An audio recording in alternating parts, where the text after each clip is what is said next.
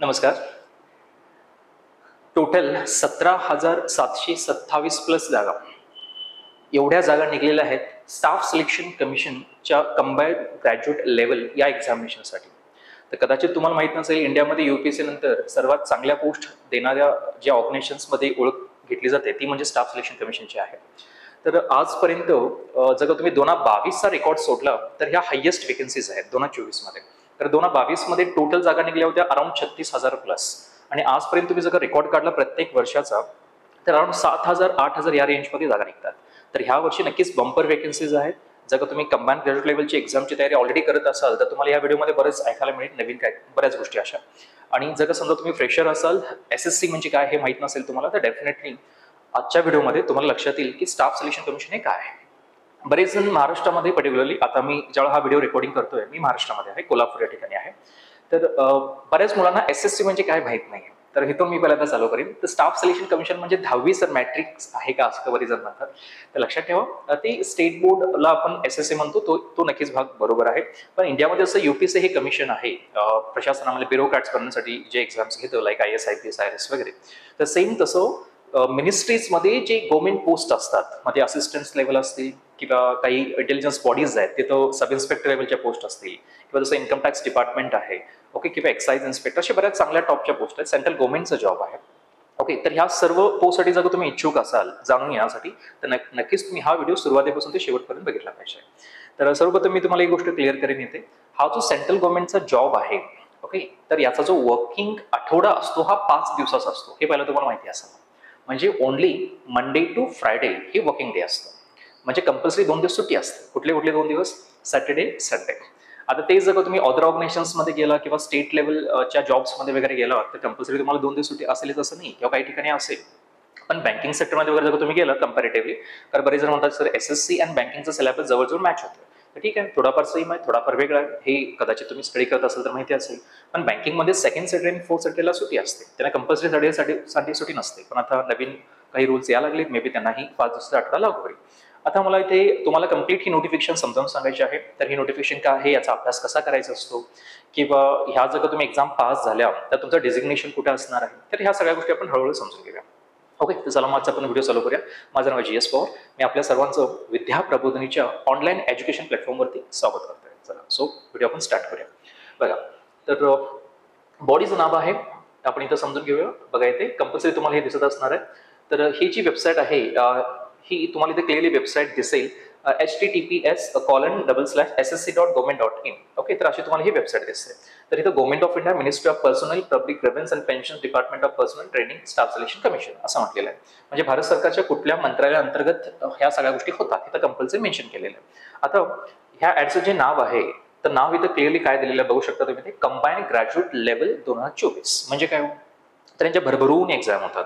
एसएससीचं calendar हे normally तुम्ही सुरुवातीलाच वर्षाच्या सुरुवातीला बघता, ज्यामध्ये ते सांगतात की आम्ही अनेक परीक्षा घेणार आहोत वर्षभरामध्ये. तर मी कन्सिडर करेन तुम्हाला की इथे टोटल 16 प्लस वेगवेगळ्या रिक्रुटमेंट एसएससी कडून घेतल्या जातात. त्यातल्या अशा काही एक्झाम्स आहेत ज्याला कुठलाही ग्रॅज्युएट चालतो, जसं की एक ही आहे exam combined graduate level examination. तर कंबाईंड ग्रॅज्युएट लेवल एक्झामला कुठल्याही ग्रॅज्युएशन झालेला जो मुलगा आहे तो चालतो. म्हणजे तुमच्याकडे कुठलीही डिग्री असेल, मग तुम्ही ते BA करा, BCom करा, BSc करा, इंजिनिअरिंग करा, मॅनेजमेंट करा, BTech करा, what ever the degree is. तर कुठलीही डिग्री असेल तुम्ही ही एक्झाम देऊ शकता. जस्ट तुम्ही डिग्री पास पाहिजे. आणि जर का तुम्ही डिग्री पास नसाल, फायनल इयरला असाल, तर ह्या वर्षी 1 ऑगस्टच्या आत जर का तुमचा रिझल्ट येत असेल तरी तुम्ही याला अप्लाय करू शकता. आता डेट्स वगैरे काय आपण डिस्कस करूया. ओके, तर सर्वप्रथम तुम्ही समजून घ्या, सेजलची एक्झाम कुणीही देऊ शकता जे ग्रॅज्युएट मुलं आहेत. यांची आणखी एक एक्झाम मध्ये येते, त्याला आपण CHSL म्हणतो, ज्याच्या एक्झाम्स निघल्या होत्या. आता यांच्या एक्झाम्स आहेत 1 जुलैपासून ते 12 जुलैपर्यंत. तर CHSL ला क्वालिफिकेशन 12वी लागतं, कंबाईंड हायर सेकंडरी लेवल. आणि यांची आणखी एक एक्झाम असते MTS, ज्याची जाहिरात ऑलरेडी पडलेलं आहे. ज्यावेळी मी हा व्हिडिओ रेकॉर्डिंग करतोय तर ही तारीख आहे 29 जूनची. तर आजपासूनच MTSचे फॉर्म पण भरायला चालू झाले. त्याला मल्टीटास्किंग स्टाफ म्हणतात. तर ती 10वी वरनं नोटिफिकेशन, त्याची मुलं 10वी पास झाली तर त्यांना जर जॉब करत बाकीच्या गोष्टी स्टडी एन्जॉय करायच्या असतील तर ती मुलं तिथं त्या एक्झामची तयारी करू शकतात. पण मी तो व्हिडिओ पण लवकरच आणणार आहे, MTSची तयारी कशी केली पाहिजे, काय कम्प्लीट सिलेबस असतो वगैरे. पण त्याच्या आधी आपण आज हा व्हिडिओ समजून घेणार आहोत. कुठला आहे? कंबाईंड ग्रॅज्युएट लेवलचा. तर कंबाईंड ग्रॅज्युएट लेवलला जे काही पे स्केल आहे हा तिने दिलेला आहे लेव्हल 4 पासून ते लेव्हल 7 पर्यंत. म्हणजे सगळ्यात टॉपचा जॉब इथं जो आहे तो लेव्हल 7चा आहे. तर 11/7 जर तुम्हाला कुठली तरी पोस्ट मिळाली तर लक्षात ठेवा तुमचा जो पेमेंट आहे हा अराउंड जातो 90,000 प्लस, 90,000 प्लसच्या आसपास तुमचा पेमेंट जातो. आणि सगळ्यात छोटा जो जॉब आहे लेव्हल 4चा, जसं की टॅक्स असिस्टंट वगैरे याच्यामध्ये काही पोस्ट आहेत, तर मी म्हणेन की लेव्हल 4 मध्ये जरी तुम्हाला पोस्ट मिळाली तरी तुमचा पगार हा 55च्या रेंजमध्ये जातो, 55,000च्या रेंजमध्ये. तर खरोखरच फार सुंदर पेमेंट आहे. गव्हर्नमेंटला कधीही पगार द्या म्हणून सांगावं लागत नाही, बरोबर ना. तुम्हाला पगार तर डेफिनेटली चांगला मिळतो. तर नक्कीच महत्वाचं काय आहे तर ते म्हणजेच काय, तुमची तयारी चांगली असली पाहिजे. तर बघा, ह्या एक्झामची तयारी पूर्ण भारतामधून बरीच मुलं करतात. तर मी असं म्हणेन की लाखो मुलं आहेत आणि जागा आज निघलेत आजच्या घडीला जवळजवळ 17,727 प्लस, म्हणजे ह्या जागा 18,000च्या आसपास पण जाऊ शकतात. पण समजा की नाही वाढतील वगैरे तर एवढ्या जागा असतील. तर ह्या केसमध्ये कॉम्पिटिशन तर डेफिनेटली आहे, पण जो मुलगा प्रामाणिकपणे तयारी करतो याचं सिलेक्शन नक्की होतं. कारण स्पर्धा परीक्षामध्ये लक्षात ठेवा 90% मुलं अशीच असतात की बाबा ठीक आहे चला बघूया, ग्रॅज्युएशन झालं एखादा फॉर्म भरून बघूया, तरी असे असतात. तर तुम्ही जर समजा सिरियस असाल करिअरला धरून तर नक्कीच हा व्हिडिओ तुमच्यासाठी फार कामाचा आहे. ओके, तर बऱ्याच महत्त्वाच्या गोष्टी मी बोलायचा प्रयत्न करतोय की जेणेकरून तुम्ही पहिल्यांदाच SSC नाव ऐकत असाल असं समजून मी तुम्हाला ह्या गोष्टी बोलत आहे. नाहीतर डायरेक्टली जर समजा हे डेट्स असे आहेत, ह्या गोष्टी अशा आहेत हे सांगून मी व्हिडिओ एंड करू शकतो. पण डेफिनेटली तुम्हाला हा प्रोफाईल काय आहे हे तुमच्या लक्षात आलं पाहिजे. तर ह्या सर्व गोष्टी सांगण्याचा माझा कल असेल. तर बघा, तर इथे फॉर्म भरण्याची जी तारीख आहे ही ऑलरेडी चालू झालेली आहे. तर डेट ऑफ सबमिशन म्हणजे जर तुम्ही हे ऍप्लिकेशन भरणार असाल तर फॉर्म भरायची तारीख काय हे पहिला आपण समजून घेऊया. तर फॉर्म भरायची डेट आहे 24 जून 2024 ते 27 जुलै 2024, म्हणजे 24 जून पासून फॉर्म भरायला ऑलरेडी चालू झालेत. ते तुम्ही फॉर्म भरू शकता कोणत्या तारखेपर्यंत, 24 जुलैपर्यंत. तर SSCचा वेबसाईट जी आहे थोडीशी स्लो चालते. शेवटच्या 4-5 दिवसामध्ये जर तुम्ही फॉर्म भरायला गेला तर नॉर्मली सबमिशनचा थोडासा इश्यू येतो. तर बेटर असेल की तुम्ही 10 जुलै ते 15 जुलैपर्यंत फॉर्म भरायचा प्रयत्न करा. कारण सर्व्हर कधी कधी डाऊन होतो. कारण शेवटी काय होतं, सगळेच मुलं एकदम येऊन पडतात फॉर्म भरायचा आहे म्हणून. तर ह्या केसमध्ये जर वेबसाईटला सगळे एकदमच आले तर डेफिनेटली सर्व्हर क्रॅश होण्याचे चान्सेस असतात किंवा सर्व्हर डाऊन होण्याचे चान्सेस असतात. तर त्याचे पण लिमिटेशन असतात. तर बेटर असेल की तुम्ही ह्या गोष्टी सर्व समजून घ्या आणि लवकरच फॉर्म भरा. पण फॉर्म भरायच्या आधी ह्या सगळ्या गोष्टी समजून घ्या आपण, तर काय आहेत सगळ्या गोष्टी वगैरे डिटेलमध्ये. 24 जुलै जसं तुमचे फॉर्म क्लोज होतील तसं अगेन याच्यामध्ये महत्त्वाच्या गोष्टी मी सांगते. बाकी ही टिपिकल SSCची जाहिरात आहे. याच्यामध्ये जवळजवळ 109 पानं आहेत. तर 109 पानं सगळं तुमच्यासाठी महत्त्वाचं नाही. तुम्ही कुठल्याही नेट कॅफेमध्ये पण जाऊन फॉर्म भरू शकता किंवा जर का तुमच्याकडे लॅपटॉप असेल तर स्वतः तुम्ही लॅपटॉपला फॉर्म भरू शकता. ओके, सो महत्त्वाचे पॉईंट आपण इथं समजून घेऊया. चला कुठले कुठले आहेत. तर ह्या पीडीएफची लिंक वाटलंच मी युट्यूबच्या डिस्क्रिप्शनमध्ये देईन, तुम्ही तिथून ही पीडीएफ डाउनलोड करू शकता. ठीक आहे, आता बघा इथे तर लास्ट डेट ऑफ सबमिशन आहे जे 24 जुलै आहे, इथं दिलेलं already. Last date and time for making online for payment पण तुम्ही 25 जुलैपर्यंत करू शकता. एखाद्याचं पेमेंट राहिलं असेल 24 जुलैपर्यंत तर 25 जुलैपर्यंत तुमचं पेमेंट होऊ शकतं. त्याच्यापुढे date of windows for application form correction including online payment 10 August 2024 ते 11 ऑगस्ट 2024, 10 आणि 11 असे 2 दिवस ही वेबसाईट परत ओपन होईल. आता ह्याचा अर्थ समजून घ्या. तुम्ही फॉर्म भरते वेळी जर एखादी मिस्टेक केला चुकून, मी काय म्हटलं ना, एखादं फॉर्म भरते तुमची मिस्टेक झाली चुकून आणि तुमचा फॉर्म सबमिट झाला, तुमच्या लक्षात आले की अरे आपल्याकडे मिस्टेक झाली, तर ह्या केसमध्ये तुम्ही त्याला एडिट करणं जर विसरून गेल्यानंतर तुमच्या लक्षात आलं की याला एडिट करायला पाहिजे होतं, तर हा तर मोठा इश्यू होऊ शकतो. कारण उद्या तुमच्या सिलेक्शनमध्ये जर ह्या गोष्टीमध्ये यायला लागल्या की हे मोठा एरर असेल वगैरे तर SSC तर ह्या गोष्टी समजते. तर SSC काय म्हणते बघा ठीक आहे बाबा, तुमचे फॉर्म भरतेवर जर मिस्टेक झाले असतील तर आम्ही विंडो परत ओपन करतो 2 दिवस, तर जे काय असेल त्याला एडिट करा. ओके, आणि त्यासाठी 2 दिवस ते परत आपली जी वेबसाईट आहे ती परत ओपन करायला लागेल. जे फॉर्म भरून झाल्यानंतर तुमच्या जर लक्षात आलं की आपली मिस्टेक झाले तर ती करेक्ट करू शकता ह्या 2 दिवसामध्ये. कुठल्या 10 ऑगस्ट 2024 आणि 11 ऑगस्ट 2024 हे 2 दिवस ती वेबसाईट ओपन असेल करेक्शनसाठी. आता आपण पुढे जाऊया.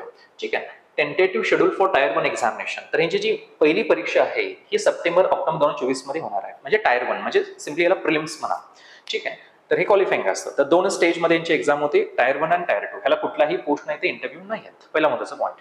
ठीक आहे, तर इंटरव्ह्यू नसलेली ह्या पोस्ट आहेत आणि एकदम सुंदर जॉब आहेत. ओके, तुम्ही एकदम कॅबिनेट लेवलच्या मंत्रालयामध्ये वगैरे तुम्ही जाऊन बसताय. सेंट्रल गव्हर्नमेंट, प्युअर हा सेंट्रल गव्हर्नमेंटचा जॉब आहे. ओके, तर मी काय म्हटलं बघायचं, तुमची जी एक्झाम असणार आहे ही सप्टेंबर-ऑक्टोबर मध्ये असणार आहे. तर ज्यावेळेला SSC म्हणते ना सप्टेंबर-ऑक्टोबर, तर समजून जायचं यांची वर्षी ऑक्टोबरमध्येच होणार. ओके, तर पुढच्या महिन्यामध्येच ते एक्झाम घेतात. आजपर्यंत त्याचा रेकॉर्ड आहे. तर किंवा कधी कधी डिले पण होते, तर हे पण बघितलं जातं. आता मला इथे काय सांगायचं बघा, ऑक्टोबरच्या दरम्यान तुमची टायर 1 होईल असं समजून चला. त्याच्यानंतर जर का तुमची टायर 1 जर का समजा ऑक्टोबरला झाली तर टायर 2 तुमची जी आहे ती डिसेंबरमध्ये होईल. डिसेंबर 2024 म्हणजे ह्या वर्षाच्या शेवटी. तर याच्या तारखा आलेल्या नाही आहेत, पण डिसेंबरमध्ये कधीही कुठल्या फेजमध्ये म्हणजे कुठल्याही डेट्सला तुमच्या एक्झाम्स होऊ शकतात. Possibly in the mid of December ह्या एक्झाम होऊ शकतात. तर मला इथे काय सांगायचं बघा, कम्प्लीट सिलेक्शन तुमचं हे टायर 2 वरून आहे. तर टायर 1 हे फक्त क्वालिफाईंग आहे, तुम्हाला ते पास व्हायचं आहे. आणि जर तुम्ही ते पास झाला तर तुमचं सिलेक्शन हे टायर 2 वरून आहे. आता टायर 1 काय आहे, टायर 2 काय आहे, त्याचं मार्किंग कसं आहे आपण हे पुढे समजून घेणार आहोत. तर हे तुमच्या लक्षात आलं असेल तर आता आपण पुढे जाऊया. ओके, तर मी महत्वाच्या गोष्टी तुम्हाला इथे सांगेन. आता तुम्ही बघू शकता हे सगळे जॉब आहेत. तर टोटल पे लेवल 7 असं म्हटलेलं बघा येते. तर पे लेवल 7 44,900 जवळजवळ तुम्ही डबलच्या आसपास त्याचा पगार जातो, बेसिक पेच्या आसपास, कधी डबलच्या आसपास, तर त्याच्यापेक्षा जास्त जातो. तर 44 जर तुम्ही डबल केलं तर 88 पेक्षा जास्त पगार पडतो. मी सुरुवातीलाच म्हटलं की 90,000 प्लस तुमचा पेमेंट पडतो लेवल 7चा. ठीक आहे, तर लेवल 7चे कुठले तुम्हाला जॉब मिळतात. आता हे कुठले जॉब आपण डिस्कस करूया. पण त्याच्यात मला इथे तुम्हाला काय सांगायचं बघा, टोटल तिने ज्या पोस्ट सांगितलेत ह्या आहेत 34, म्हणजे 34 वेगवेगळ्या प्रकारच्या पोस्ट आहेत. किती पोस्ट आहेत म्हटलं मी, 34 वेगवेगळ्या प्रकारच्या पोस्ट आहेत. तर ह्या 34 पोस्ट ना तुम्ही एलिजिबल आहे. पण याच्यामध्ये अशा 3 पोस्ट अशा आहेत ज्याला स्पेसिफिक डिग्री लागते. 34 मध्ये जर तुम्ही 3 पोस्ट काढला तर अराउंड 31 पोस्ट अशा आहेत ज्याला कुठलीही डिग्री चालते. कुठली, मग तुम्ही ते BA करा, BCom करा, BSc करा, कंबाईन ग्रॅज्युएट लेवल, म्हणजे कुठली डिग्री चालते, लक्षात ठेवा. पण तीनच अशा काही पोस्ट आहेत ज्याला स्पेसिफिक डिग्री लागते. जसं की याच्यामध्ये ज्युनियर स्टॅटिस्टिकल ऑफिसर नावाची पोस्ट आहे ज्याला स्टॅट हा विषय तुमच्या ग्रॅज्युएशन मध्ये असला पाहिजे असं ते म्हणतात. मग आता जे स्टॅट हा विषय तुमच्या ग्रॅज्युएशन मध्ये आहे ती मुलं तिथे एलिजिबल आहे, तर तुम्ही त्या पोस्टना पण अप्लाय करू शकता. पण एखादा जनरल BA झालेला मुलगा वगैरे आहे त्याला ज्युनियर स्टॅटिस्टिकल ऑफिसरला नाही बसू शकत. तर मी काय म्हटलं बघा, 34 पोस्ट मध्ये अशा 3 पोस्ट आहेत ज्याला स्पेसिफिक डिग्री लागते. स्पेसिफिक म्हणजे आता आपण त्या कुठल्या डिग्री म्हटल्यात बघूया. पण 34 मधून जर तुम्ही 3 काढला तर 31 पदांना तुम्ही सगळेजण एलिजिबल आहे. 31 पोस्टला. ठीक आहे, मग ते लेवल 7 पासून ते लेवल 4 पर्यंत पद आहेत. आता कुठले तर आपण समजून घ्या. फॉर एक्झाम्पल इथं मी पहिलं पद तुम्हाला इथं सांगतोय दिलीत बघा. तर इथं जी पहिली पोस्ट आहे तर ही आहे असिस्टंट सेक्शन ऑफिसर. ओके, तर ASO असं म्हटलं जातं शॉर्ट मध्ये त्याला. तर असिस्टंट सेक्शन ऑफिसर हे जे पद आहे हे कुठं आहे, सेंट्रल स्टॅटिस्टिकल सर्व्हिसेस मध्ये ग्रुप B लेवलचे पोस्ट आहे आणि याला 20 ते 30 एज लिमिट चालतंय. तर प्रत्येक पोस्टना कमीत कमी 20 किंवा 18 वय आहे आणि मॅक्झिमम काही पोस्टना इथं एज लिमिट 30 आहे किंवा काही पोस्टना 32 आहे, लक्षात ठेवा. ओके, तर 32 पर्यंतची जी मुलं आहेत तर ते पण काही अजून एक्झाम देऊ शकतात, त्यांचं काही एज लिमिट संपलेलं असं नाही. आणि जर तुम्ही कॅटेगरीमध्ये असाल तर तुमचे अटेम्प्ट आणखी वाढतात. फॉर एक्झाम्पल SC असेल, OBC असेल तर तुम्हाला गव्हर्नमेंट रूलनुसार रिलॅक्सेशन दिलं जातं. तर एज लिमिट प्लस तुमचे जे काही रूल आहेत त्यानुसार तुम्हाला ऍडिशनल अटेम्प्ट देता येतात. आता इथे मला काय सांगायचं बघा, जसं की हे जे पोस्ट आहे हे इंटेलिजन्स ब्युरो हा शब्द बरेच जण ओळखतात. बरेच जण कदाचित सेंट्रल सेक्रेटरीट सर्व्हिस म्हणजे कदाचित ऐकलं नसतील. तर सेंट्रल सेक्रेटरीट सर्व्हिस म्हणजे लाईक ब्युरोक्रॅट्स वगैरे जे असतात, असं समजा की जसं की टॉपचे जे प्रशासन आहे त्याच्यामध्ये तुम्ही ह्या पदांना जाऊ शकताय. तर त्यालाच आपण असिस्टंट सेक्शन ऑफिसर म्हणतो. किंवा IB म्हणजे तुम्ही ऐकलं असाल इंटेलिजन्स ब्युरो. आता IBचं काम काय असेल तुम्ही कदाचित ऐकलं असेल किंवा माहिती असेल, माहित नसेल तर मी सांगतो चला. जसं की तुम्ही रॉ ऐकला असाल किंवा IB ऐकलं असेल. तर रॉ म्हणजे काय, रिसर्च अँड अनालिसिस विंग म्हणतो आपण त्याला. तर हे जे ऑर्गनायझेशन आहे तर आमच्या देशाविरोधात काय चालू आहे का बाहेर बघणं हे त्यांची कामं असतात, म्हणजे बाउंड्रीच्या बाहेर. आणि देशामध्ये काय चुकीचं घडायला का हे बघणं कोणाचं काम असतं, IBची कामं असतात. तर IB मध्ये डेस्क जॉब आहेत काय, डेस्क जॉब म्हणजे बसून लाईक सिटिंग, तर त्यालाच म्हणतो आपण असिस्टंट सेक्शन ऑफिसर. किंवा यांची लाईक फील्ड जॉब पण असतात. तर हे जॉब एवढे चांगले आहेत की तुम्ही आपल्या प्रोफाईलला नक्कीच दाद देऊ शकता. उद्या जर का समजा तुम्ही बँकेमध्ये लागला तर सिम्पली तुमचं बँकिंगचं वर्क प्रोफाईलचा जॉब आहे, म्हणजे सिम्पली बसून तुम्ही कामं करताय. पण ह्यातल्या SSCतल्या कुठल्या तरी पोस्टला गेला तुम्ही ऍडव्हेंचर करू शकता, आपल्या पदांमध्ये ऍडव्हेंचर करू शकता, वेगवेगळ्या गोष्टी एन्जॉय करू शकता, वेगवेगळ्या ठिकाणी तुम्ही व्हिजिट देऊ शकता. अशा बऱ्याच गोष्टी तुम्हाला ते एन्जॉय करता. सेंट्रल गव्हर्नमेंटचे सगळे रूल्स रेग्युलेशन तुम्हाला इथं मी सांगणार आहे, म्हणजे ह्या नोटिफिकेशन संदर्भात. तर बघूया, व्हिडिओ थोडासा कदाचित लेंदी होऊ शकते. तर आता IB मध्ये असिस्टंट सेक्शन ऑफिसर ह्या पदांना तुम्ही जाऊ शकता. लेवल 7 ची पोस्ट आहे बघा. सगळे कॅबिनेट लेवलचे मंत्रालय आहेत. मिनिस्टर ऑफ रेल्वेज आहे, मिनिस्टर ऑफ एक्सटर्नल अफेअर्स. तर हे तर तुम्हाला माहिती असावं. मिनिस्ट्री ऑफ एक्सटर्नल अफेअर्सचं जे ऑफिस आहे हे फक्त दिल्लीमध्येच आहे, बरोबर आहे. आणि दिल्ली सोडला तर विदेशामध्ये असतात, लाईक अँबॅसेडर्स वगैरे. अँबॅसेडर्समध्ये अँबॅसीमध्ये जे भारतीय अँबॅसीज वगैरे असतात फॉरेनमध्ये. म्हणजे जर तुम्ही समजा एक्सटर्नल अफेअर्समध्ये कोण जॉब करत असेल तर एक तर तो दिल्लीमध्येच करणार किंवा एक तर तो फॉरेनला करणार, लक्षात येते. एक्सटर्नल अफेअर्सला असेल तर अदर दॅन एक्सटर्नल अफेअर्स बऱ्याच ठिकाणी सेंट्रल गव्हर्नमेंटचे ऑफिस आहेत, तुम्हाला कुठेही पोस्टिंग मिळू शकते. ठीक आहे, तर आता पुढे मला काय म्हणायचं बघा, अशा बऱ्याच वेगळ्या असिस्टंट सेक्शन ऑफिसरच्या पोस्ट इथं निघलेत आणि वेगवेगळ्या मिनिस्ट्रीज आहेत. मिनिस्ट्रीज म्हणजे कॅबिनेट मंत्रालय. आता जे PMO ऑफिस आहे, प्राईम मिनिस्टर ऑफिस, तर प्राईम मिनिस्टर ऑफिसमध्ये जी कॅबिनेट मंत्रालय आहेत, मग ते कुठलेही मंत्री असतील. आता फॉर एक्झाम्पल समजा इथं होम मिनिस्ट्री आहे, गृह मंत्रालय, जे अमित शहा तिथं मिनिस्टर्स आहेत, बरं ना, किंवा वित्त मंत्रालय, निर्मला सीतारामन. तर हे ज्या मंत्रालय आहेत, कुठले एक्सटर्नल अफेअर्स मिनिस्टर्स तुम्ही आत्ताच बघितला. तर हे जे मंत्रालय आहेत त्या मंत्रालयामध्ये मंत्री जे आहेत ते भाग वेगळा पण जे सरकारी ऑफिसर्स आहेत, सरकारी जे कर्मचारी आहेत, हे नेमायचं काम हे कोण करतं? तर युपीएससी करतो तो भाग वेगळाच, ते टॉपची प्रशासन आहेत. पण लक्षात ठेवा, युपीएससी नंतर इंडियामध्ये सगळ्यात चांगल्या पोस्ट कॅबिनेट लेवलला कोण देत असेल तर ते म्हणजे आहे स्टाफ सिलेक्शन कमिशन. ओके, लक्षात आले तुमच्या मी काय म्हणतोय? तर ह्या सगळ्या मिनिस्ट्रीज आहेत, तुम्ही चेक करू शकता. मिनिस्टर ऑफ इलेक्ट्रॉनिक्स आणि इन्फॉर्मेशन टेक्नॉलॉजी. ओके, त्याच्यानंतर सीबीडीटी डायरेक्ट टॅक्स आहे, इनडायरेक्ट टॅक्स अँड कस्टम्स आहेत. त्याच्यानंतर directorate of enforcement, department of revenue, central bureau of investigation, हे तर बऱ्याच जण माहिती आहे. CBI, central bureau of investigation. तर सीबीआय मध्ये तुम्ही सब इन्स्पेक्टर लेवलला जाऊ शकता. Right. Department of post office. बघा, मगाशी मी म्हटलं होतं की सुरुवातीला 2022ला सर्वात जास्त जागा निघल्या होत्या. त्या 2022ला सर्वात जास्त जागा ह्या डिपार्टमेंट ऑफ पोस्टला भरून घेतल्या होत्या. तर म्हणून त्या सडनली जागा 36,000 झाल्या होत्या. ठीक आहे. तर डिपार्टमेंट ऑफ पोस्ट मध्ये तुम्ही इन्स्पेक्टर लेवलला जाऊ शकता. सेंट्रल ब्युरो ऑफ नार्कोटिक्स मध्ये तुम्ही जाऊ शकता इन्स्पेक्टर लेवलला. तर फार चांगली पद आहेत. तर हे सगळे लेवल 7 चे पोस्ट आहेत बघा, म्हणजे टॉपची पद आहेत. म्हणजे ह्यांचा पगार हा एकदम टॉपचा आहे जर ह्यातले कुठलं तुम्हाला पोस्टिंग मिळाली तर. तर आता त्याच्यानंतर पुढे लेवल 6 मध्ये जॉब आहे, जसं की रिसर्च असिस्टंट आहे. त्याच्यानंतर सेक्शन ऑफिसर आहे, डिव्हिजनल अकाउंटंट आहे, जसं की CNAG म्हटलं जातं, कॅग वगैरे तुम्ही ऐकलं असेल. किंवा नॅशनल इन्व्हेस्टिगेशन एजन्सी, तरी पण एक भारत सरकारची बॉडी आहे जी इन्व्हेस्टिगेशन लेवलला काम, इंटेलिजन्स बॉडी आहे. नार्कोटिक्स कंट्रोल ब्युरो आहे. त्याच्यानंतर ministry of statistics and programme implementation. असे वेगवेगळे मंत्रालय आहेत, लक्षात ठेवा, किंवा वेगवेगळ्या मिनिस्ट्रीज आहेत. ओके, तर ह्या सर्व मिनिस्ट्रीज मध्ये तुम्ही नक्कीच चांगल्या पोस्टना जाऊ शकता, जे काही पोस्ट इथं मेन्शन आहेत. आता पुढे बघा, तर लेवल 5 मध्ये ऑडिटर आहे, अकाउंटंट आहे. ओके, तर ह्या कुठल्याही मिनिस्ट्रीज मध्ये तुम्ही ते लागू शकता ह्या पदांना. जसं तुमची रँकिंग असेल त्यानुसार तुम्हाला पोस्ट मिळू शकता. त्याच्यानंतर पुढे किंवा प्रेफरन्स अँड ऑल, तर लेवल 4 मध्ये पोस्टल असिस्टंट आहे किंवा सॉर्टिंग असिस्टंट, पोस्ट ऑफिस म्हणू शकता त्याला तुम्ही, किंवा सिनियर सेक्रेटरी असिस्टंट आहे, अप्पर डिव्हिजन क्लर्क आहे, किंवा senior administrative assistant, tax assistant. हे बघा, टॅक्स असिस्टंट इथं पद आहेत. नॉर्मली बऱ्याच मुलांना ही पोस्टिंग मिळतात ज्यांचं मार्क्स वगैरे कमी येतात किंवा ज्यांची जे ह्या प्रेफरन्स मध्ये बसतात. CBIC, ज्याला central board of indirect taxes and custom म्हणतात, किंवा central board of direct taxes म्हटलं जातं.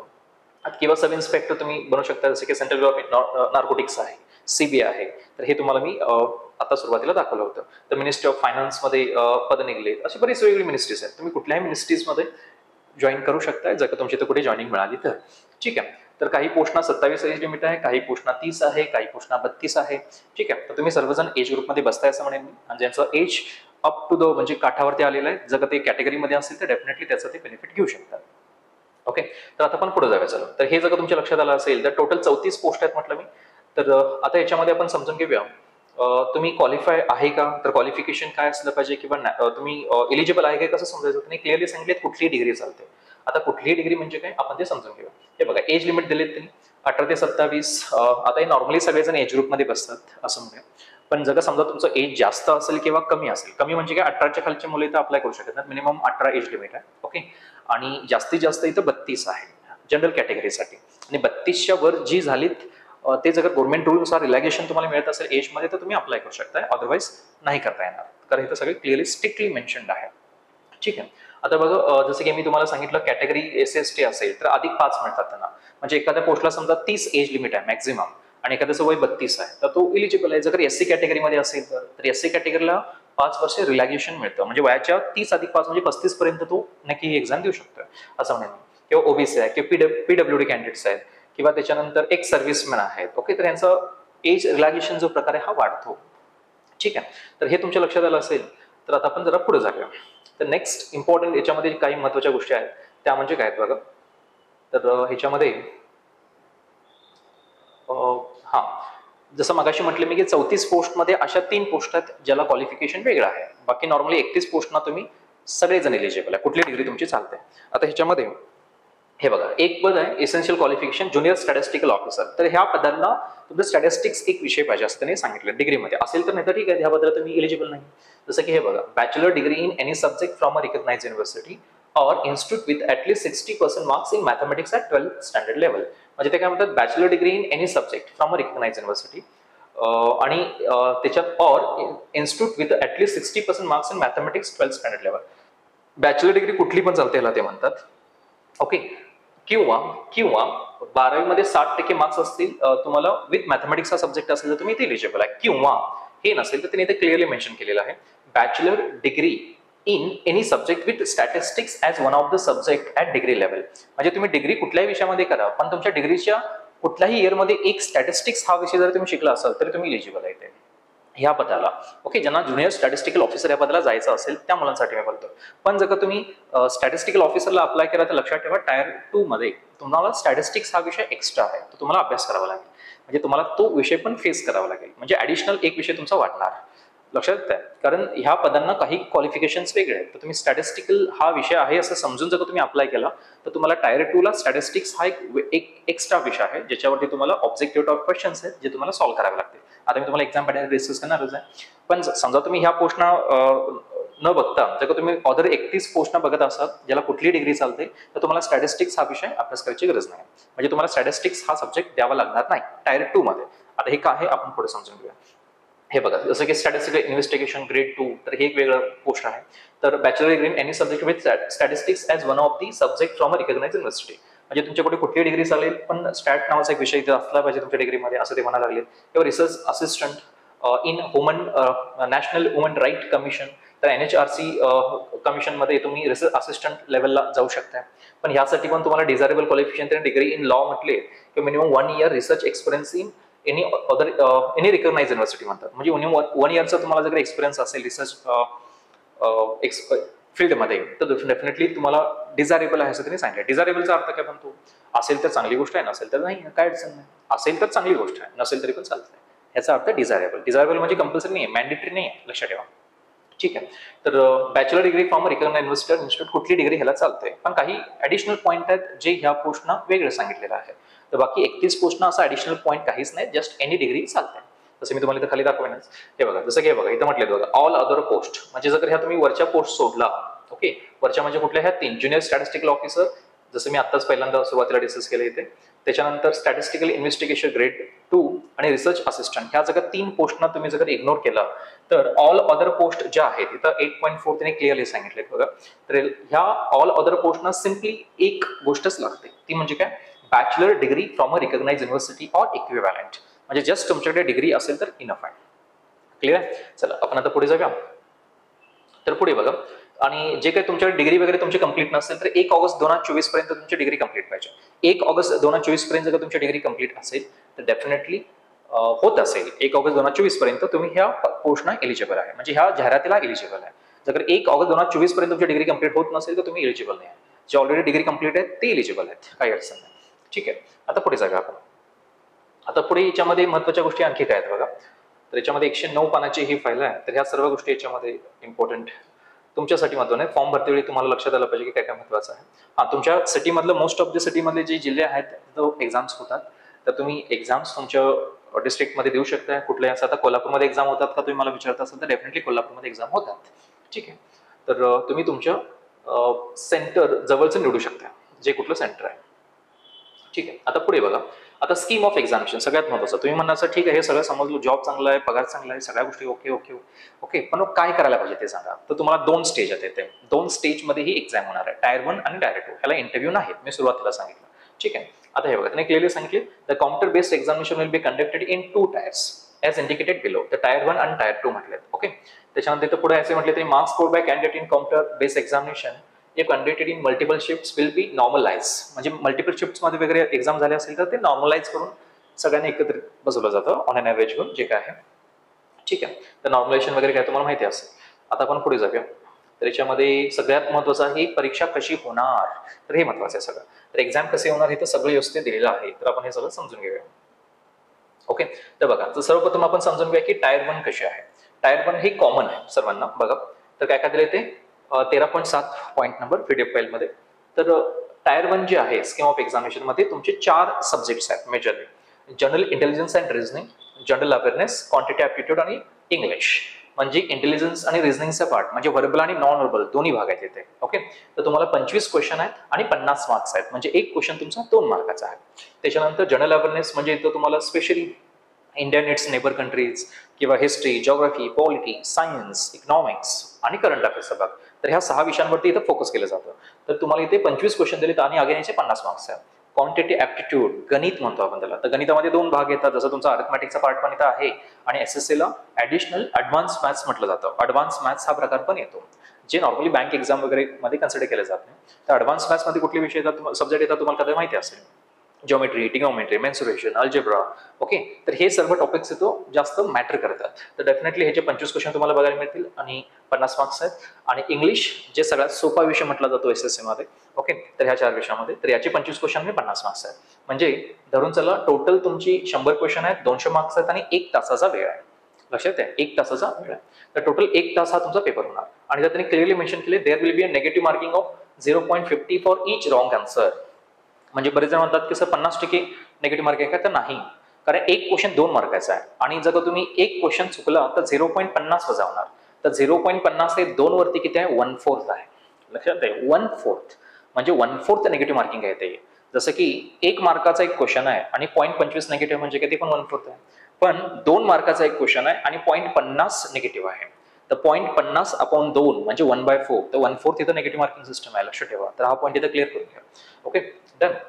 अर्धा मार्क वजा होतो, अर्धा टक्का नाही, अर्धा मार्क वजा होतो. म्हणजे अर्धा मार्क कशावरती, 2 वरती. कारण एक क्वेश्चन तुमचा 2 मार्काचा आहे. क्लिअर. तर आता आपण पुढे जाऊया. तर स्कीम ऑफ टायर 2 एक्झामिनेशन. जर का तुम्ही ही टायर 1 पास झाला तर टायर 1 पास झाल्यानंतर लक्षात ठेवा तुम्ही क्वालिफाय असणार आहे टायर 2 ला, ज्याच्यावरती कम्प्लीट सिलेक्शन आहे. कारण ह्याला इंटरव्ह्यू पुढे नाही आहे आणि टायर 2 वरतीच तुम्हाला सिलेक्शन मिळेल, महत्वाचा पॉईंट. आणि याच्यामध्ये काही गॅप तुम्हाला बघायला मिळेल. ऑक्टोबरमध्ये जर समजा जी टायर 1 झाली तर नोव्हेंबर डिसेंबरमध्ये पुढे जाऊन यांची टायर 2 होणार आहे. आता पुढे बघा, तर टायर 2 कसा आहे, तर टायर 2चा पॅटर्न कसा आहे बघा. तर हा बदलला आहे रिसेंटली, गेल्या काही वर्षापासून. तर टायर 2 मध्ये काय काय केलं ते आपण जरा समजून घेऊया. चला इथे. तर टायर 2 मध्ये जर तुम्ही आला तर याच्यामध्ये तुम्हाला पहिल्यांदा पेपर 1 गावेल. ओके, तर पेपर 1 मध्ये सेक्शन 1 आहे. आता हे कसं आहे, मी तुम्हाला इझिली सगळ्या गोष्टी काही वेळानंतर सांगतो. म्हणजे ह्याचा सारांश आपण बघूया, पण बेसिक समजून घ्या पहिल्याचा. तर पेपर 1 मध्ये सेक्शन 1 आहे, ज्यामध्ये सेक्शन 1 मध्ये तुमचे 2 मॉडेल आहेत, म्हणजे 2 पेपर आहेत असं समजा. तर एक आहे मॅथमॅटिकल ॲबिलिटी आणि एका तुमचं रिझनिंग आणि जनरल इंटेलिजन्सचा पार्ट. आणि याचे 30 क्वेश्चन आहेत, याचे 30 क्वेश्चन आहेत. म्हणजे टोटल झाले की तुमचे 60 क्वेश्चन. पण एक क्वेश्चन त्यांनी 3 मार्काचा ठेवला आहे. म्हणजे 60 क्वेश्चन आणि 3 मार्काचा एक क्वेश्चन, म्हणजे 60 गुणिले 3 म्हणजे 18 म्हणजे 180. म्हणजे 180 मार्क्सचा हे 2 पेपर आहेत तुमचे टायर 2 साठी. म्हणजे रिझनिंग आणि मॅथ्सचं टोटल वेटेज मेन्सला किती आहे, 180 मार्काचं. तर हे तुमच्या लक्षात आलं असेल. आणि इथं 1 आवर दिलेलं आहे फॉर इच सेक्शन असं म्हटलं त्यांनी. म्हणजे ह्या सेक्शनला तुम्हाला 1 तास दिलेत. मग ह्या सेक्शन मध्ये 2 मॉडेल येतात. म्हणजे हे दोन्ही पेपर तुम्हाला वेळ दिला त्यांनी 1 तास. लक्षात येते. आता पुढे बघा, आता पुढे आपण समजून घेऊया. हे जर तुमच्या लक्षात आलं असेल तर आता आपण जर इथे समजून घेणार आहोत. अजून इथं काय दिले, तर पेपर 1 मध्ये तुम्हाला आणखी इथं काही गोष्टी दिले जे तुम्हाला समजावं लागेल. तर सेक्शन 2 मध्ये काय बघा, तर टोटल 60 क्वेश्चन जसं आपण आता डिस्कस केलं. तर सेक्शन 1 तर तुमच्या लक्षात असेल रिझनिंग आणि मॅथ्स सिंपल भाषेमध्ये. तर सेक्शन 2 मध्ये तुम्हाला इंग्लिश दिलेत आणि जनरल अवेअरनेस दिलेत. इंग्लिश आणि जनरल म्हणजे जे तुम्हाला टायर 1 ला विषय होते ते वापस आहेत. लक्षात येते. इथे बघा, इंग्लिशचे तुम्हाला 45 क्वेश्चन आहेत आणि जनरल अवेअरनेसचे 25 क्वेश्चन आहेत. म्हणजे इंग्लिशला इथं जास्त महत्व दिलेत असं म्हणे.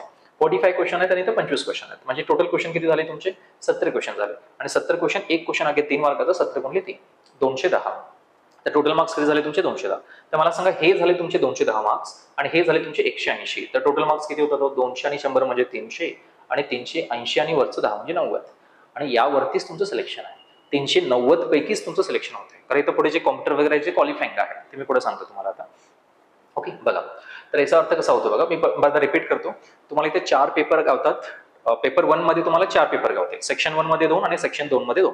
रिझनिंग मॅथ्स एवढं विचार करायची गरज नाही. असं लक्षात ठेवा की आपल्याला मेन्स मध्ये 4 पेपर वरती सिलेक्शन घ्यायचं आहे. तर कुठले कुठले विषय आहेत, रिझनिंग, मॅथ्स, बरोबर आहे, इंग्लिश आणि जीए, राईट. तर ह्या 4 विषयावरती तुम्हाला टोटल मार्क्स किती दिलेत त्यांनी, 390, बरोबर आहे. बघा, हे आहेत 180 आणि हे आहेत किती, 210. म्हणजे झाले किती तुमचे 390. आणि 390 पैकी तुमचं सिलेक्शन होणार आहे, राईट. आता पुढे अजून याच्यामध्ये काय काय समजून घ्यायचं, हे तुमच्या लक्षात आलं असेल. तर याच्यामध्ये सेक्शन 3 एक आहे जो क्वालिफाईंग आहे. तर सेक्शन 3 जे आहे याच्यामध्ये मॉडेल 1 काय दिलेत बघा, कॉम्प्युटर नॉलेज. म्हणजे कॉम्प्युटरवरती पण तुम्हाला प्रश्न असणार. हे सगळं ऑब्जेक्टिव्ह आहे, लक्षात घ्या. तर ह्याची तुम्हाला गावतील 20 क्वेश्चन आणि एक क्वेश्चन अगेन 3 मार्काचा आहे. ओके, तर तुम्हाला टोटल मार्क्स झाले ते 60. तर 20 क्वेश्चन. तर लक्षात ठेवा, जनरल कॅटेगरीसाठी 30% पासिंग क्रायटेरिया आहे. तर ह्याला पासिंग क्रायटेरिया तुम्ही पास झाला तर इनफ आहे. त्याच्यामध्ये स्कोर करून वगैरे काय फायदा नाही, कारण हे क्वालिफाईंग आहे. हा, तुम्हाला जर चांगलं आउट ऑफ आउट मार्क्स पडत असतील किंवा 50च्या 60च्या आसपास मार्क्स पडले तरी वेल गुड, पण ते काउंट होत नाहीत. तर मिनिमम जसं की 30% याच्यावरती 20 वरती काढला तर अराउंड मी म्हणेन की 6 क्वेश्चन जर तुमचे बरोबर आले तर तुमची उत्तर बरोबर आहे, तुम्ही क्वालिफाय होताय. ठीक आहे, तर लक्षात आलं असेल तुमच्या मॅडम. आणि ह्यासाठी तुम्हाला 15 मिनिटं वेळ दिलाय तुम्ही. तर हे 20 क्वेश्चन सॉल्व्ह करायला तुम्हाला 15 मिनिटं वेळ आहे. हा, इथं जो सेक्शन 2 आहे तुम्हाला जे दिसतंय,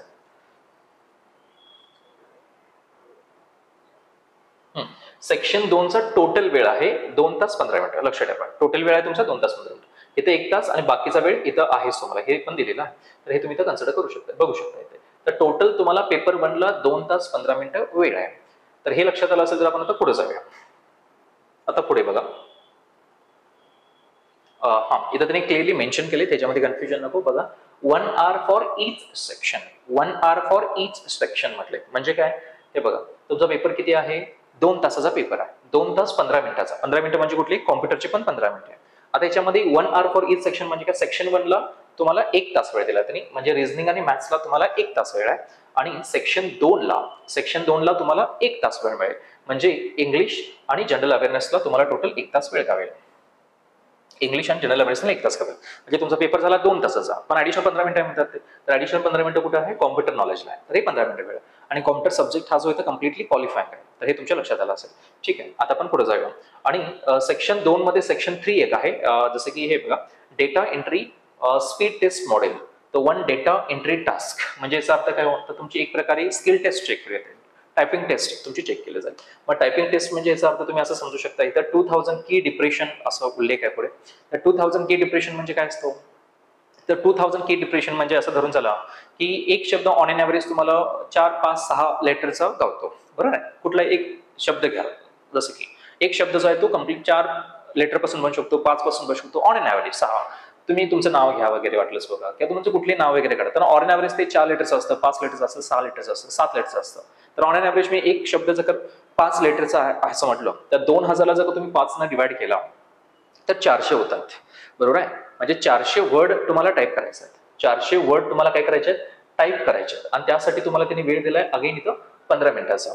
तर 400 वर्ड जर तुम्ही 15 मिनिटामध्ये टाईप करतो म्हटला, तर लक्षात ठेवा 15 मिनिटामध्ये जर तुम्ही ते टाईप करतो म्हटलं, तर 400 ला 15 जर डिवाइड केला तर 26 पॉईंट समथिंग येत आहे.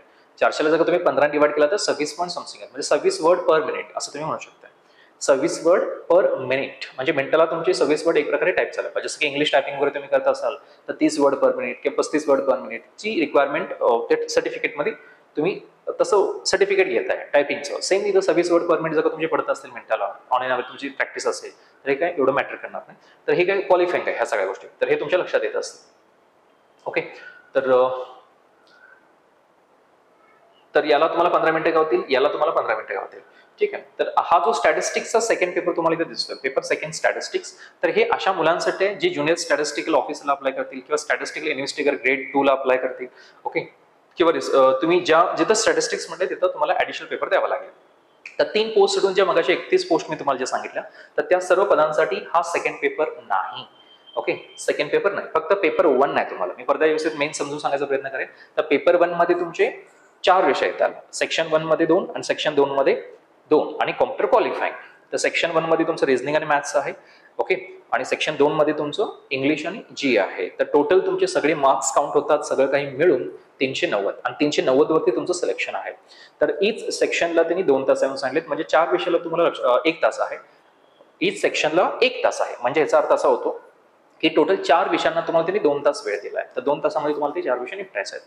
आणि 15 मिनिटं ऍडिशनल हे कुठल्यासाठी आहे, तर कॉम्प्युटरसाठी आहे. ओके, तर हे तुमच्या सगळ्या कंप्लीट लक्षात आलं असेल. मला काय म्हणायचं, तर हा तुमचा ऍक्च्युअल एक्झाम पॅटर्न आहे. तर हे मॉड्यूल 1 सिलेबस वगैरे काय तुम्हाला कंप्लीट माहिती असेल, किंवा आपण सिलेबसवरती कंप्लीट वेगळा व्हिडिओ बनवूया, जे काय आपण लवकरच त्याच्यामध्ये किंवा दिलेत पण ते बघू शकता. जनरल इंटेलिजन्स किंवा रिझनिंग मध्ये काय शिकायचं आहे, जनरल अवेअरनेस मध्ये काय तुम्हाला स्टडी करायचं आहे, क्वांट मध्ये काय स्टडी करायचं आहे, किंवा जीई मध्ये इंग्लिश मध्ये काय असतं. ओके, तर हे सगळं तुम्हाला दिलेलं आहे. सिलेबस कॉपी वगैरे काय असली पाहिजे, तुम्ही काय स्टडी केलं पाहिजे. नॉर्मली तुम्ही तयारी करत असाल किंवा करणार असाल तर तुमच्या लक्षात आलं असेल मॅथ्स म्हणजे आपल्याला काय स्टडी करावं लागतं. त्या स्पेशली मी याच्यावरती एक व्यवस्थित व्हिडिओ आणतो की तुम्हाला मॅथ्समध्ये कशा प्रकारे स्कोर करता येईल, कुठले टॉपिक्स महत्त्वाचे आहेत, किंवा रिझनिंगमध्ये कुठले टॉपिक्स महत्त्वाचे आहेत, स्कोर कसा केला जाईल. तर तुम्ही कुठल्या टॉपिक्सना जास्त इम्पॉर्टन्स देऊ शकता, किंवा ओव्हरऑल प्रिव्हियस इयरचे सगळं अनालिसिस करूया आपण, कट ऑफ वगैरे सगळं काढूया, आणि त्यानुसार आपण तुम्ही एक स्वतःला ग्रीप देऊ शकता. ठीक आहे, किंवा एक स्ट्रॅटेजीनुसार तुम्ही मूव्ह करू शकता. तर ह्या ज्या एक्झाम आहेत त्या ऑक्टोबरमध्ये आहेत. तर आपण आता पुढे जाऊया. तर हे तुमच्या लक्षात आलं असेल तर बाकी आता ह्याच्यामध्ये जास्त तसं काय महत्वाचं राहिलेलं नाही. हा, तुम्ही म्हणणार की सर एक्झाम फी किती आहे? तर एक्झाम फी एकदम कमी आहे, तर लक्षात ठेवा. तर SSC साठी जी एक्झाम फी आहे ती फक्त 100 रुपये आहे. 100 रुपये कुणाला? जनरल कॅटेगरीच्या मुलांना, मेल कॅन्डिडेट्सना. आणि वुमेनला आणि कॅटेगरीच्या मुलांना फी माफच आहे. ते कुणालाही फीज नाही, फीज पूर्णपणे एक्झेम्प्टेड आहे. म्हणजे कॅटेगरीच्या मुलांना आणि ऑल वुमेन्सना फी माफ आहे. 1 रुपये तुम्हाला इथे भरावं लागणार नाही फॉर्म भरते वेळी. म्हणजे जनरल कॅटेगरीचे मेल कॅन्डिडेट आहेत, जनरल कॅटेगरीचे मेल कॅन्डिडेट आहेत, त्यांना इथं फॉर्म फी आहे. किती रुपये आहे? 100 रुपये. म्हणजे फॉर्म भरते वेळी तुम्हाला भरावे लागेल किती? 100. ऑनलाईन माध्यमातून तुम्ही पेमेंट करू शकता. Okay, right. तर हे तुमच्या लक्षात आलं असेल. तर आता मी पुढे जातोय. बाकी हे सगळं टिपिकल जाहिरात आहे. त्याच्यामध्ये अजून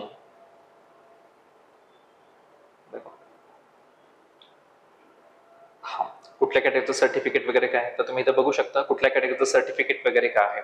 तर तुम्ही जर कॅटेगरीची मुलं असाल तर तुमच्याकडे सर्टिफिकेटची जे काही फॉर्मॅट आहे ते प्रॉपर रेडी असायला पाहिजे. आणि फॉर्म भरते वेळी काय काय पॉईंट्स येणार आहे ते सगळं त्यांनी टाकलेत, स्क्रीनशॉट टाकलेलं आहे. तर तुम्ही हे पहिला बघून जावा की मला ह्या गोष्टी भरायच्या आहेत. तुम्ही ते बघू शकता ह्या सर्व गोष्टी काय स्क्रीनशॉट टाकलेले एसएस आणि फॉर्म भरते तुम्हाला हे सगळं दिसेल म्हणून. तर हे सर्व बघा म्हणजे तुमच्या लक्षात येईल फॉर्म भरायच्या आधीच. कारण फॉर्म भरते वेळ चालू झालं आणि तुम्हाला काही प्रॉब्लेम जाणवला तर परत लॉग आउट करून त्या गोष्टी सॉल्व्ह करायला पाहिजे. तर बेटर असेल की पहिल्यांदाच बघा का त्यांनी स्क्रीनशॉट इथं शेअर केलाय. फॉर्म तुम्ही भरते वेळी ह्या सगळ्या गोष्टी तुम्हाला फिल करायच्या असं ते म्हणतात. आता अजून याच्यामध्ये काय राहिलं का महत्वाचं बघूया आपण. चला ओके. तर एक्झाम सेंटर जसं मी म्हटलं तुम्ही नियरेस्ट एक्झाम सेंटर आपलं निवडू शकता जे काय. ठीक आहे. तर कॅटेगरीच्या मुलांनी आपापले जे काय ते बघून घ्या.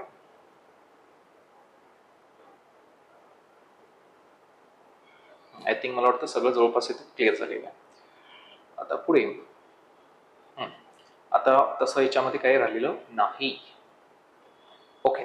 तर मी ह्या जाहिरातीबद्दल जवळजवळ सगळ्या काही महत्वाच्या ज्या गोष्टी आहेत all things needed to know जे महत्वाचं आहे समजून घेण्यासाठी हे जवळ मी सगळं सांगितलेलं आहे तुम्हाला. पण तरी तुम्हाला काय डाऊट असतील तर तुम्ही ते कमेंट करू शकता व्हिडिओच्या खाली. तर डेफिनेटली मी त्या प्रश्नांना उत्तर द्यायचा प्रयत्न करेन किंवा आमची टीम त्या प्रश्नांचे उत्तर द्यायचा प्रयत्न करेन. ओके. तर आजच्या व्हिडिओमध्ये एवढंच. ओके. तर असं म्हणेन की नक्कीच तुमच्या बऱ्याच गोष्टी क्लिअर झाल्या असतील. तर एक चांगला हाय प्रोफाईल जॉब आहे. तर डेफिनेटली तुम्ही ह्या पोस्टचा विचार करा. अजून तुमच्या हातामध्ये तुमच्या पॉकेटमध्ये व्यवस्थित 3 ते 4 महिने तरी कमीत कमी आहेत. कारण आता हा जून महिना चालू आहे. अजून मी जेव्हा व्हिडिओ रेकॉर्ड करतोय आज 29 तारीख आहे. तर जुलै, सप्टेंबर, जुलै, ऑगस्ट, सप्टेंबर, ऑक्टोबर, नोव्हेंबर, डिसेंबर म्हणजे 6 महिन्याचा कालावधी व्यवस्थित आहे. तर प्रीचा जर तुम्ही कालावधी काउंट करत असाल तर जुलै आहे, ऑगस्ट आहे, सप्टेंबर आहे. 3 महिने तर तुमच्याकडे प्रॉपर आहे. त्यामुळे कुठली एक्झाम क्रॅक करण्यासाठी ज्या कॉम्पिटेटिव्ह एक्झाम आहेत ह्या लेवलच्या तर more than minimum 4 to 5 months मध्ये तुम्हाला एक्झाम क्रॅक करता येतं जर का तुम्ही व्यवस्थित प्लॅनिंग केला तर. न प्लॅन करता तुम्ही मूव्ह करत असाल, युट्यूबला काही बघत असाल डिस्ट्रॅक्टेड मोडमध्ये तर तुम्ही पुढे जाऊन मिस्टेक करू शकता. ते बेटर असेल की प्रॉपर प्लॅन करा आणि प्लॅन करून मूव्ह व्हा. ओके. सो लवकरच आपण याचा एक स्ट्रॅटेजी व्हिडिओ आणूया की अभ्यास कसा केला पाहिजे, कुठल्या सब्जेक्टला कशा पद्धतीने वेटेज आपण दिलं पाहिजे वगैरे. तर तोपर्यंत आपण इथं थांबूया. एक महत्वाची इथं अनाउन्समेंट. विद्याप्रबोधनाच्या माध्यमातून टेस्ट सिरीज याच्या चालू होत आहेत. टेस्ट सिरीज म्हटलं मी. तर टेस्ट सिरीज याच्या चालू होत आहेत. फुल लेंथ मॉक आम्ही चालू करतोय आणि सेक्शनल मॉकही आम्ही चालू करतोय. तर जे मुलं इच्छुक आहेत ओके तर खाली जो इथं नंबर दिसतोय तर ह्या नंबरला तुम्ही कॉल करावा किंवा कॉल करून सर्व गोष्टीची माहिती घ्या. तर तुम्हाला सर्व गोष्टी इथं सांगितल्या जातील आणि तुम्ही आपल्या टेस्ट सिरीजचा फायदा घेऊ शकता. ओके. तर तोपर्यंत आपण इथं थांबू. थँक्यू.